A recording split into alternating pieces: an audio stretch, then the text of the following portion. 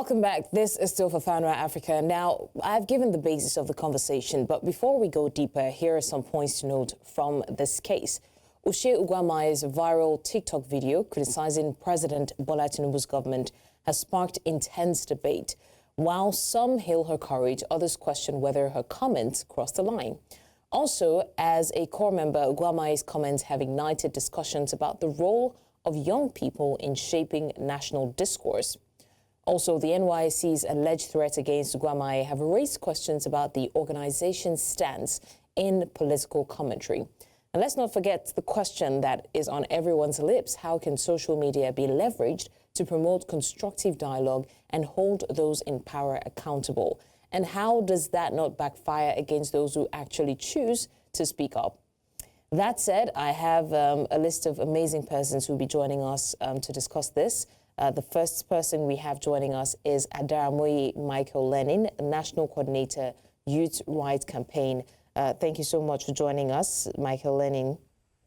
Yeah, good afternoon. Good afternoon. He's joining us from Abuja, Nigeria. Thank you for joining us. We also have Akpobi Elvis, the Executive Director, Not Too Young to Lead Initiative, Delta, Nigeria. Thank you, Elvis, for also joining us.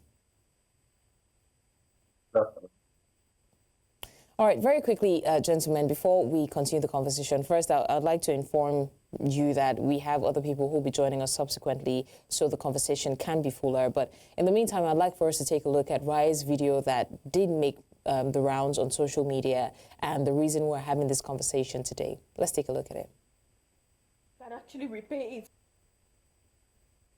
I just want to say to our president, I don't know if there have been any other president that is terrible, but you are such a terrible president. It is so hard. So I'm coming from the supermarket where I went to get foodstuffs and everything has gone up again. It's just like every single week prices increase. I want to know, what is the government doing about this increment? Is there going to be a particular time where prices will stop going up? Is there going to be a particular time where things are going to go back? Guys, why am I going to get a crate of egg and they're telling me it is 6.5? It doesn't make any sense that egg will cost 6.5. Like, I literally can't remember when egg used to cost 800. And I'm so overwhelmed because this is literally my first time doing this adulthood thing alone. This is my first time moving out of my family house. This is my first time living by myself. And not just that, after I left the supermarket and I got home, my security is bringing NEPA bill, and NEPA bill has gone up by 2 times. Like, it's insane. I can't keep up with these bills. I am so overwhelmed and I'm so exhausted. Every single money that I have been making, I'm using it to pay bills. I don't even get to live properly. The craziest thing was, you want to go out to a certain location with your friends, and Uber is about. All right, well, that's the video that did make round and, you know, caused a bit of controversy because a lot of people were saying, oh, she insulted the president, she shouldn't have. And then other people, which was obviously the majority, saying that the administration needs to be more empathetic because at this point in time, people are no longer saying insult or not. All they're saying is their situation, and they would choose to talk about it rather than weigh whether or not they were being respectful about it. So that said, I still have my guests, Adaramoye Michael Lenin and Akpobi Elvis. Elvis, let me start with you. What are your thoughts on the Lagos NYSC core members' viral video criticizing President Bola Tinubu's government? She should be commended because she has amplified the interest of others.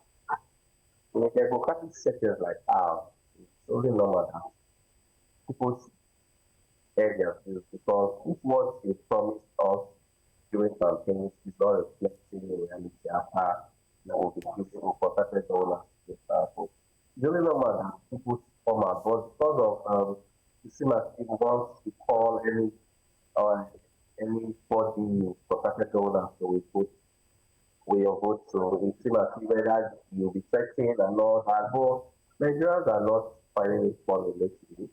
For a new company, you are that is the cost thing is living alone, and there's this high in cost of things, cost of living and all that. The money to get does not equate the expenses to show. So it's only normal. That was actually from a lens of emotions, and There are other Nigerians who are frustrated. You see cases of people just going to jumping off the turbine, and this one decided to speak out. And for at the moment we are left that we have a president who became metamorphosed to become a president because he was always speaking out. So I don't see any reason why a young person now speaking out becomes a problem. So for me, if it is a democratic person, she's doing the right thing, and I think she's going to follow. More people should come up to speak up so that the president will feel the force of young people. All right. Thank you, Elvis, for that. Let me also ask Michael Lenin, do you think that the core member's comments crossed a line, or was she within her rights to express her opinions? Bearing in mind, many people were saying she is a civil servant and she shouldn't have gone against the Constitution. Well, thank you. I think to start with the comparison of youth corps with civil servants, which has in a way been the discussion on this issue, is that even if she was truly a civil servant also have the right to express their opinion, because either you're a civil servant, either you're a corps member or so, we are all citizens of this country. And there's a constitution that guides the affair of everyone, either you're an elected officer or not. And that constitution has clearly given everyone the right to have an opinion, to freedom of expression. And what she has simply done is to exercise that right. And there is no way where this itself can be seen as being a step or being too much. Because we are talking about issues that affect Nigerians directly, especially as young people in this dispensation. We are more or less talking about people who are not really seen or who have not really had any touch with governance. Because if you talk about education itself, many young people today do not really even have an idea of what quality education means, what accessible education means. And if you talk about healthcare, the quality of life for young people has been so reduced that the pain you see, the frustration you see today, everyone expressing is quite and I want to state clearly that whatever she has said, she has done that within the legal provision, and she has every right to say those things. Of course, I've looked at the video many times, because I was shocked when I saw some persons trying to say maybe she was being disrespectful or so, because I even as at now cannot pinpoint anywhere where she has insulted the president whatsoever. Of course, she said the president is terrible, but that itself is an open truth. Even people today, either anywhere you go to, either the market, the workplace or so, it is the general conclusion that the Tinubu government itself has done terribly bad ever since the commencement of this session. So I think what she has said is clearly within her right as a citizen of this country. All right, thank you, Michael, for that. Back to Elvis. How do you think that, hopefully going forward, the government should respond to criticism from citizens, particularly the young people who the only crime is decrying the economy? Many people have said that, in the case of Raye, the government should have just ignored and it would have blown over. But that's another conversation. Do you think ignoring them is the best thing? How exactly do you think they can deal with criticism?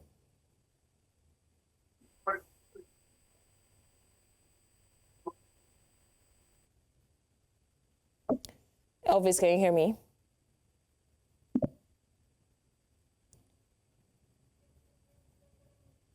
Okay, while we try to reestablish audio connection with Elvis, I don't know if Michael got my question.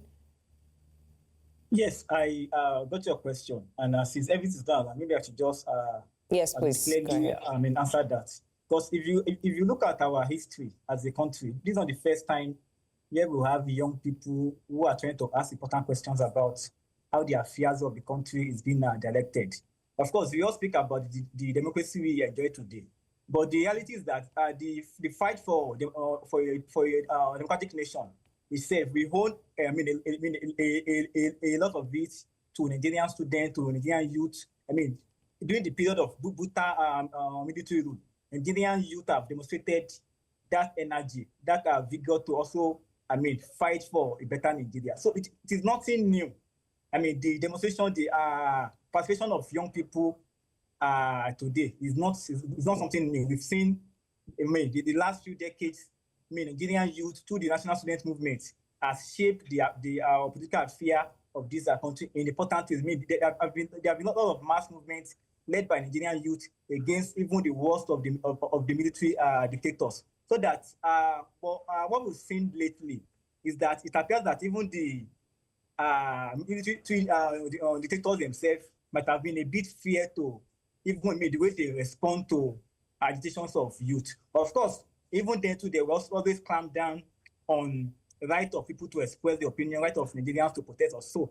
But one will expect that in a democratic setting, we will enjoy a little bit of freedom, especially to express ourselves, to agitate and especially ask important questions about the affairs of the nation. But the reverse has been the case lately. And if you observe our recent history, especially the history of youth participation in protests, you see, starting with the mass hands movement itself, we've seen a deliberate clamp down on agitations of youth, especially genuine ones. And for this itself is very horrible.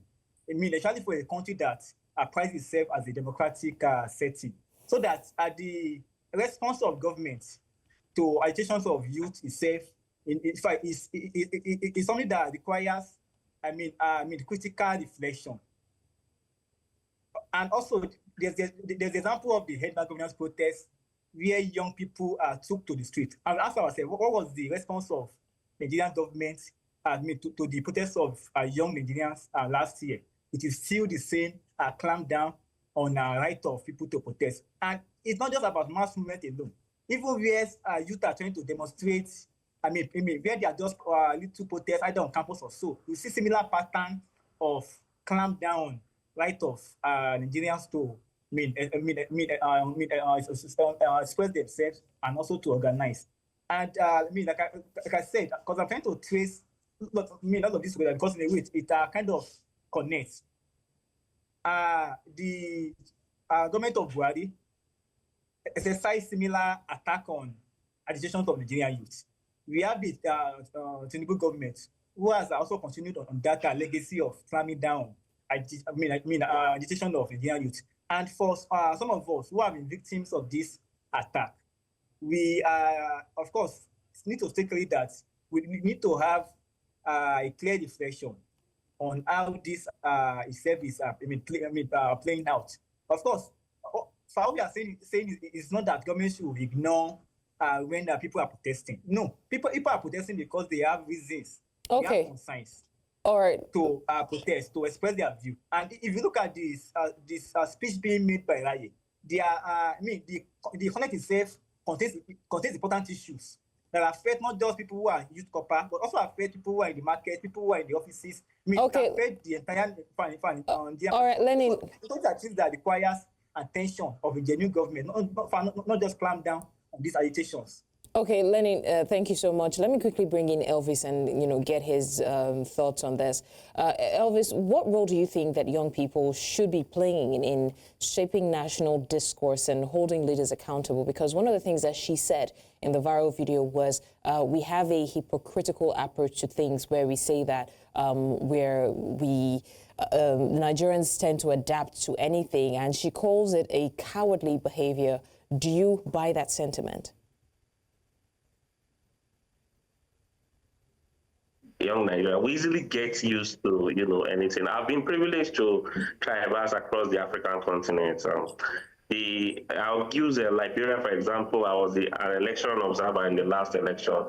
I saw how young people were so eager to get a good government, elect good people that would, make policies for them. I saw cases where people were rejecting money and putting their nation and their future first. So for me, I was telling someone the other day that people get the kind of leaders they deserve. As Nigerians, mostly us, the young people, which are meant to shape the future of Nigeria, we are easily complicit. We're divided by ethnicity, emotional sentiment, party lines, and all that. There are cases where we know young people with proven track record they are vying for a particular position. But just because they don't have deep pockets, you find out that they don't get being elected. And oftentimes, you must have seen viral videos that during electioneering that young people come and say, I've taken my 10,000, I'm going to vote with my 10,000. And that's how we got here. So for me, it's not a time, it's a time of speaking up and not a time of shutting people off, because should we continue like this, I fear for the next decade of this country. A lot of people, I can categorically tell you that 80% of Nigerians are depressed, and depression leads to suicides and all that. So for me, it's a very difficult time to be a Nigerian, but we all should speak out. Because without us, we will not have the presidency. Without us, we will not have state governments and all that. So the welfare until they put the welfare of Nigerians on track, my dear, you continue to see high rate of crime, continue to see internet fraud, you continue to see other negative social vices, which for me is not good for us. All right, thank you so much for that. So let me come back to Lenin. Lenin, do you think that, looking at what has transpired with Raye's videos that elicited a form of threat from the NYSC officials, do you think this would encourage corps members to speak out on issues that affect them? For example, the 33,000 naira monthly allowance, which we call alawi. Now, we hear that they're saying they're about to implement the 70,000 naira plus, but we haven't seen anything yet. And I think that this, in a way, has further silenced corps members, because everybody wants to complain, but nobody wants to go through that, to have their phones buzzing nonstop because they're going to receive threats. So do you think this, in a way, has stifled the youths from speaking out? Well, thank you very much. I was speaking earlier, trying to talk about the NSAS protest, the Henda governance protest or so. Because, like I said, this is not the first time there will be clamped down on stations of people. This is not the first time critics will get arrested, will get threatened. And I don't think that has, in a way, frightened many persons or stop them from agitating. Because if that has worked, for someone like Raye would not even have come out to make a video.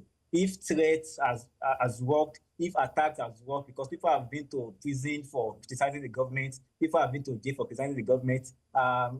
Myself, just last year, I spent 2 months in jail just for criticizing the government and leading a protest against it. So, in a way, I don't think that approach is going to work or is going to stop some persons from trying to express themselves too. And this is what the government sometimes thinks, because they think that by trying to clamp down a voice, others are going to shut up. But that is not the case. In fact, that has never been the case. And if you go online today, you see many corps members, many Nigerians who are also making videos trying to demonstrate similar thing that was done by Raye, to say that there's a 30 days of Raye challenge.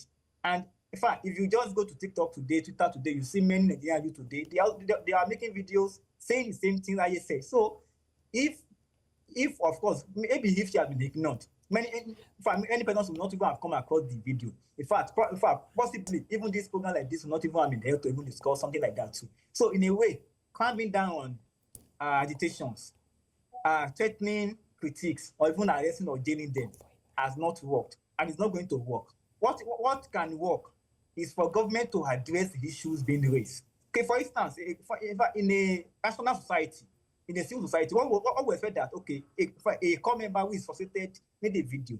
She said some things.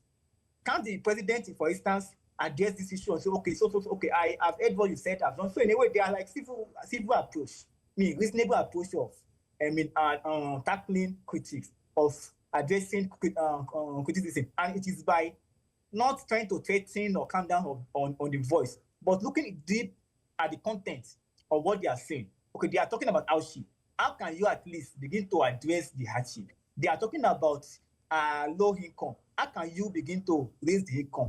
Corps members are talking about that their pay ought to have been raised to 77,000 naira since last year or so. So how can you implement that and ensure that more corps members not begin to also make similar complaints? So in a way, there are civil and national way to address criticism, to address even protests, But what the Nigerian government, what the Nigerian state has been doing, their culture of calming down, threatening, even using non-state actors to threaten critics, it has not worked.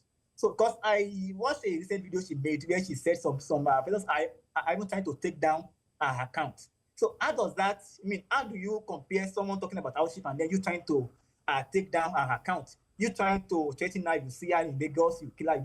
So, in a way, there's a lot of things that is wrong with the approach the government and take and how they relate with young people. See, young people these days do not really want much from the government. In fact, they just want to live in a sane society. In fact, they just want access to basic needs. They just want access to education, to healthcare, to opportunities to also compete with youth of other advanced countries. So that is simply what Nigerian youth want. So that a genuine government and a rational government should see how this can be met. And if today, some of these things are met, it benefits all of us. Either you're a young person, you're a good person. So it helps. Everyone also gain from it. So in a way, there's no reason whatsoever that a threat is going to work or is going to stop people from protesting. Because protest itself, like I've always said, is a natural reaction. It is natural. So if you harm someone, chances are even if they don't talk, there will be a point where they will be put to the wall and they'll be forced to talk. So if you like to threaten them, put them in jail or so, it cannot stop. When I was in prison last year, about 50 or 100 other persons were with me in jail. But I mean, the lady who spoke was not in prison with me last year, but today she has become a voice for many persons too. So the more you think you can clamp down on the voice of person, the more many voices will continue to rise and speak the same thing they are speaking. So in a way, threat is not going to work, and the Nigerian government must look critically and see how they can clearly address the agitation and concerns of Nigerian youth and Nigerian masses instead of embarking on threat and clamp down on their voices. All right, Lenny, thank you so much. So you did mention the 30-day rant challenge, but I want us to go on a break first. When we come back, I want us to take a look at some of the videos that we have on that challenge, and then we'll talk about the reactions. In the meantime, let's take a short break.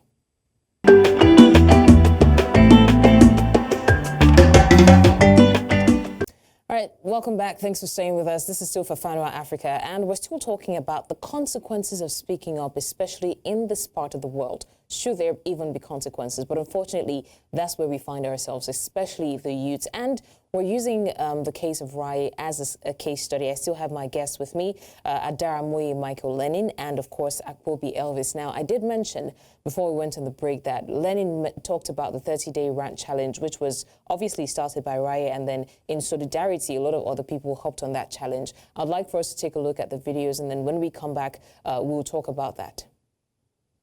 How much is my allowance? 33,000 naira. I bank with Access Bank. The first time I received an allowance for this thing, Access Bank didn't pay my allowance until the 15th of the following month. Me, that one, I've already put it that like the value of my service is not in that is not in the pay. Is in the number of lives I'm able to impart and in ways I'm able to help the country grow. You understand? But we have to speak for the people of Nigeria who actually constitute or make up the Nigeria itself, because without Nigerians, there is no Nigeria, bro. Guy, we can't buy fuel. We can't even transport ourselves. Like, see, the allowance going to reach the next day. Let alone reach you 1 month. Your allowance cannot be what you are using to transport yourself to your PP. It's not possible. Your allowance cannot be what you are using to feed yourself. Your allowance cannot be what you are using to pay your rent. It does not suffice. Not even the 77K will do that. Do you know how much is a self-contained, not a one bed or something in Abuja? People that are posted in Abuja, come and talk. Package plus A&L, complete package, you're talking over 1.5 million naira. You want to be paying me 77,000 naira. You think that is what is going to suffice? The fact that I'm doing this out of love for this nation. And I'm telling you that life is unbearable. It is during my service here that I saw somebody die of hunger. Person the waka behind them before die. The first day I was going. I don't want to mention where I serve because I'm me of bro. Like the first day I was going to what is it called? I was going to report. Around 10 p.m. in the night, I saw a dead man on the floor, on the ground. Like, we saw a dead man. Like, they had killed him and collected his motorcycle. Life. Security is bad. There is no food in the nation. Nothing. And you say we should not talk? It makes no sense. Honestly, it's not about not telling people to talk. Do you get? It is, as a good leader, what you should be encouraging us to do is talk, so you know where you are wrong and where you need to fix up. Then you fix up. This is why some rich people and corrupt government officials in Nigeria will do anything to keep us struggling. It is not just corruption, it's by design. The government throws a random number as minimum wage without checking if it covers the actual cost of living. Worst, most employers do not even bother to follow it because nobody holds them accountable. And this isn't because someone is not doing their job. It is intentional. They need cheap labor to maintain their comfort. They need people to clean their homes, mow their lawns, drive them around for peanuts. So they keep people desperate enough to take anything just to survive. Now imagine if all skilled and non-critical jobs were paid a fair, livable wage. What would happen? People wouldn't accept being underpaid. The rich would hire fewer workers, not because they don't need them, but because paying them fairly would force them to rethink their excesses. Now, before you assume this will mean fewer jobs, no, every skill is necessary. Carpenters, hairdressers, tailors, plumbers, society needs all the skills to run. But instead of workers being exploited, they will be properly compensated, ensuring everybody lives decently. This is what will start closing the gap between the rich and the poor. And this is why they don't want it to happen. So what needs to change? We must demand that minimum wage reflects real life expenses. If the government says 70,000 naira per month, amounting to 840,000 naira per year, is sufficient, then they must enforce regulations enforcing that, for example, rent for a standard 2-bedroom flat in a regular neighborhood does not exceed 210,000 naira. Since smart economists advise that your annual rent shouldn't exceed 3 months of your pay. 2, they must regulate school fees to another 20 or 30% of this annual income, or provide free, decent education. Thirdly, 20 to 30% of this annual income should cover all feeding expenses. That means they need to regulate the prices of food in the market, so that even if we cannot save from the minimum wage, at least we're guaranteed of food, shelter, and education. All right, so very beautiful clips we saw there, especially the lady who spoke last. I mean, on paper, these are brilliant suggestions, but unfortunately, the implementation is what we will have a challenge with, because if you start asking the government to, make sure that the wages that people get in tandem with their cost of living, then we'll have a challenge. And she did mention something very vital, where she said that it's an intentional way of maintaining cheap labor so as to sustain the means of living of the people, of the elite, basically, the people in power. And unfortunately, that's where we've found ourselves in this part of the world, where it's like the lives of the masses do not matter, even though the governance is for the masses. So let me come to Lenin and ask this very basic question that everyone has been asking. Lenin, do you think that the NYSC should be scrapped altogether? Because the argument is that it has lived out its essence. I remember when, it came, the buzz was always going to ensure interracial unity, make sure that people socialize more. But right now you can do that on social media. You don't have to travel miles to go and do that and suffering while at it. So do you think that the NYSC should be scrapped altogether? Thank you very much. I think that's also an important question. I mean, many persons have also raised a similar opinion about the essence of the NYSC itself. Because if you remember, it was introduced after the Civil War, and then where there was need for, to foster national unity. And then many persons have asked that for this we already have about 4 decades after the war. Why do you still keep that scheme in place? But of course, I'm not someone that will tell you and say, okay, it should be scrapped or so.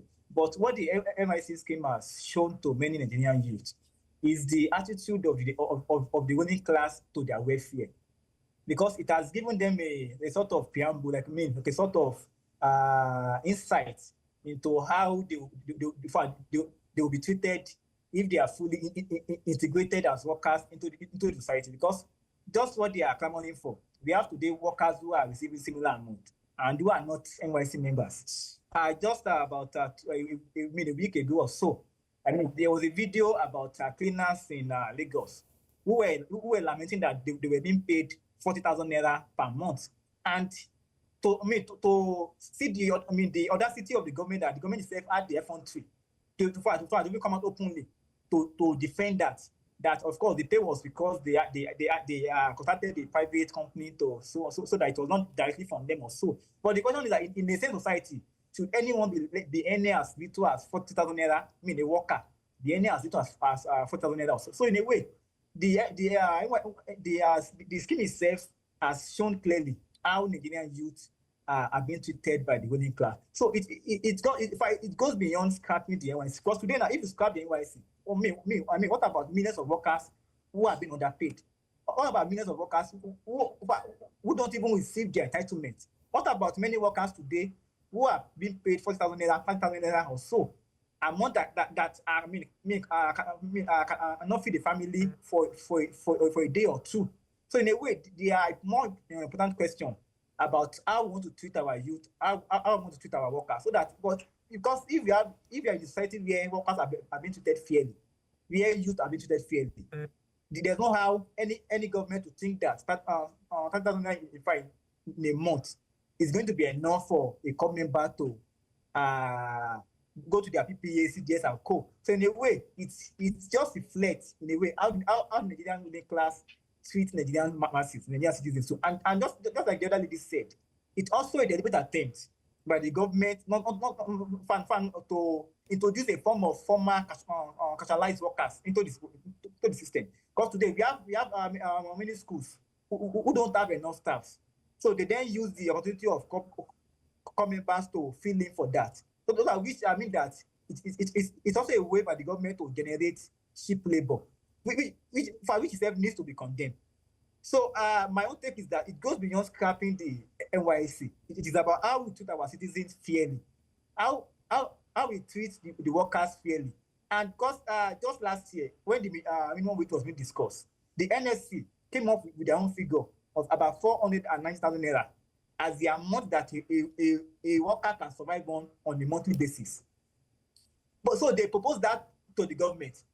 But the government, in their own wisdom, felt that 70,000 naira was enough for them to survive. So in a way, this itself goes beyond just capping NYSC. It's about how we treat the students in our society, how we treat the youth in our society, how we treat the working people in our society too. So that's just the most important question. The fundamental question is, how do we build a society where people don't go hungry because either they are working in a place where they are poorly paid, where people don't go hungry because they can't afford food.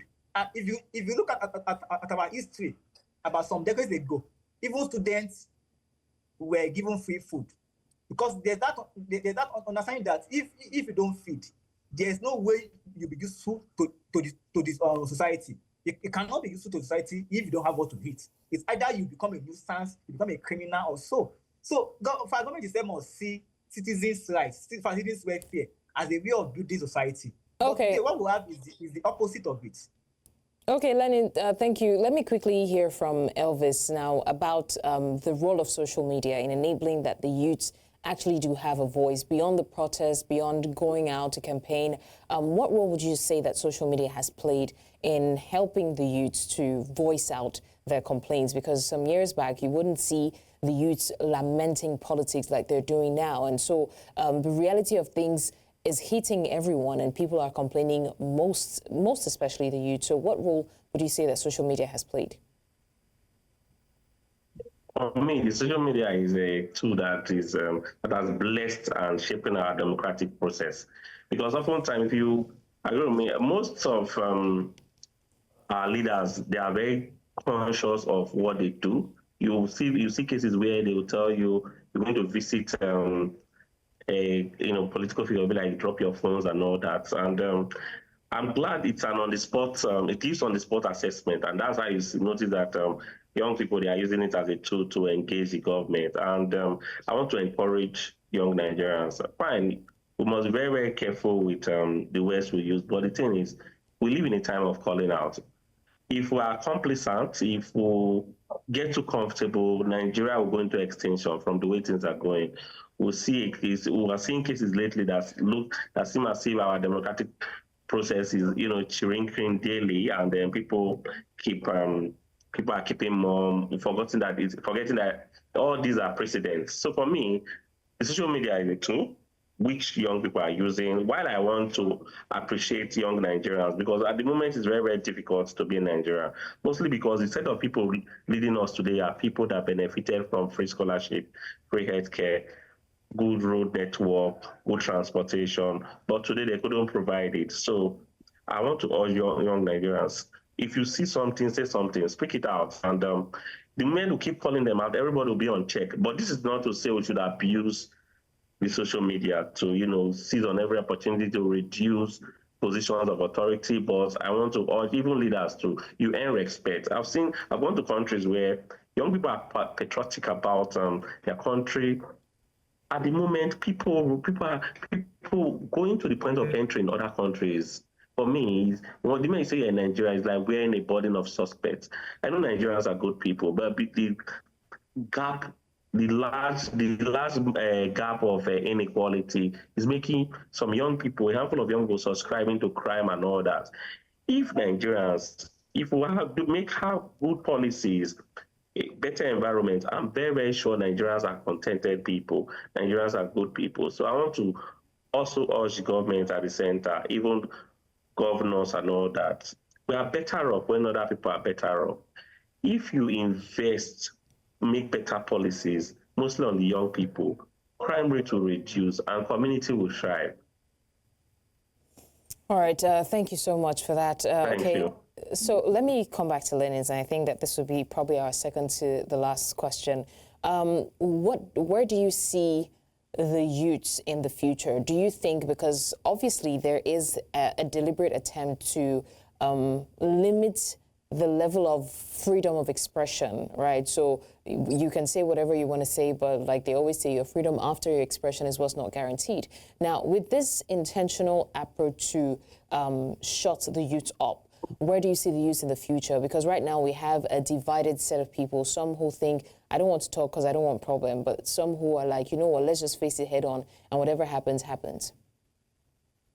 Well, thank you very much. I was making an instance earlier that the youth participation we are witnessing today, I mean, we've experienced something similar in the past, because youth, in a way, they feel like they have the largest stake in the affairs of the country. And because many youth today feel like they still have a lot of years to live. And if the country today is as bad as this, they may, many of them feel like, and then what will be their fate in the next 10, 20 years? So that's why many youths feel, enthusiastic in, actively advocating for a good society.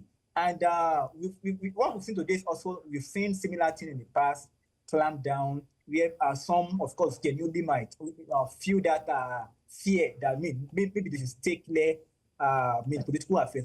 I have friends like that who feel, let me just stay away from anything that involves crossing with government or so. But like you've said in the last 1 week now, because if you look at the social media today, the numbers of videos you see trying to advocate for this, trying to talk about bad governance in the country. The last time we've seen something similar to that was really the end bad governance protests last year, August. But today, we have many youths who are talking about, exercising their rights, because that's what I call it. Because I always feel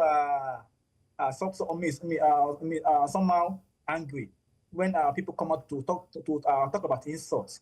Because I've looked at the Nigerian Constitution, the criminal code, and other legal documents. I've never seen anywhere where insult is a crime.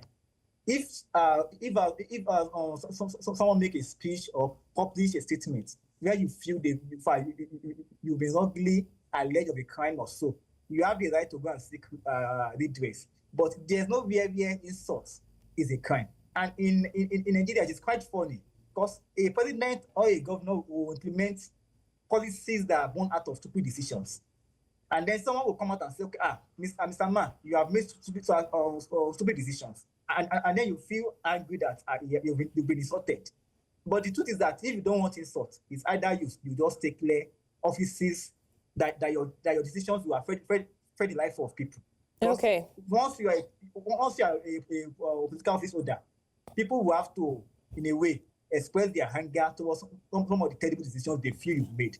But I think today, young people have become more active. I mean, especially with the fact that we have the social media, we have the TikTok, we have Facebook and the like, where people can easily, just from the comfort of their room, rant, talk about their daily experience, and even expose some crimes against them. All right, Lenin. So what I see is that in the coming period, we have more and more people who will be actively involved in demanding for a better society, and we've seen that in the last 1 week. All right, Lenin. All right. Come out to demonstrate their Thank you so much. Thank you so much. I wish we could, continue the conversation, but unfortunately, this is the much we can take for now. But I want to say thank you to you, gentlemen, for lending your voice to this very, very crucial conversation. Thank you, Adaramoye Michael Lenning, National Coordinator, Youth Rights Campaign, joining us from Abuja, Nigeria. And of course, thank you so much, Akobi Elvis, Executive Director, Not Too Young to Lead Initiative, joining us from Delta State, Nigeria. And we really hope that this does not, discourage the youth from continually speaking their minds, because honestly, we cannot keep quiet and expect change to happen. So once again, thank you so much, gentlemen, for joining in on the conversation. All right, that said, it's been a very beautiful and insightful episode of Afanwa Africa. For more of this, do well to follow us across all socials and, of course, join in on our subsequent episodes as we discuss issues pertaining to the youth, the challenges, the opportunities, and what is available to us at the moment. My name is Blessings Mosugu, and it's been an absolute pleasure being your host on the show. See you again in our subsequent episode. Till then, have a great day.